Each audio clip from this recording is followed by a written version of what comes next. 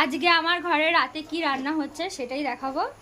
এই যে মা রান্না করেছে ফ্রাইড রাইস, আহা হা হা, রাতে এটা খাবো। আর সঙ্গে কি হবে সেই রান্নাটা দেখবো। এই যে কড়াইয়ের ভেতরে তেল দিয়ে দিয়েছে, এবার তেলটা গরম হতে থাকুক। এবার আলু দিয়ে দিল, এই আলুগুলোকে ভালোভাবে ভাজবে, তারপরে দেখবো দেখি কি করে, আলুর দম নাকি অন্য কিছু, সেটাই দেখবো আজকে। আলু প্রায় ভাজা কমপ্লিট।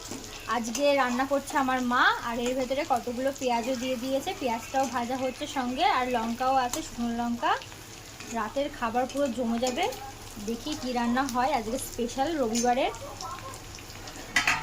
এই যে আধ ঘন্টা আগে মা ম্যারিনেট করে রেখে দিয়েছে এইখানটাতে মাংসটা, আর এটা পাওয়া যাচ্ছিল না আমাদের এখানটাতে, তারপরে গিয়ে আমি স্টেশন বাজার থেকে এটা নিয়ে আসলাম কষ্ট করে গিয়ে।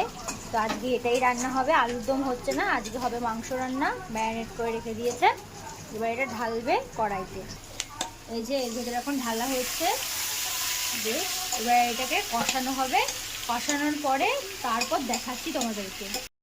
এই যে মা এখানে কষানোর জন্য রেখে দিয়েছে ঢাকা দিয়ে। তো এটাকে একটু সরিয়ে দেখব যে কেমন কি হয়েছে, কারণ মাঝে মাঝে একটু দেখতে হয়। এই যে জল বেরিয়েছে, আর একটু হবে, পুরোটা খুলছি না। এই দিয়ে দিলাম, এরপরে পুরো রেডি হয়ে গেলে তারপর দেখাচ্ছি।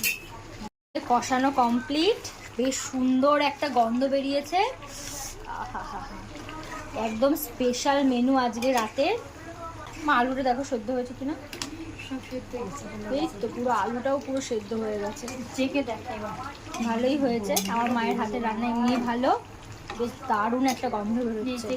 এই যে গরম গরম চিকেন কষা পুরো রেডি মায়ের হাতের স্টাইলে, আর হবে ফ্রাইড রাইস। তাহলে এটাই হচ্ছে আজকে রবিবারের রাতের মেনু।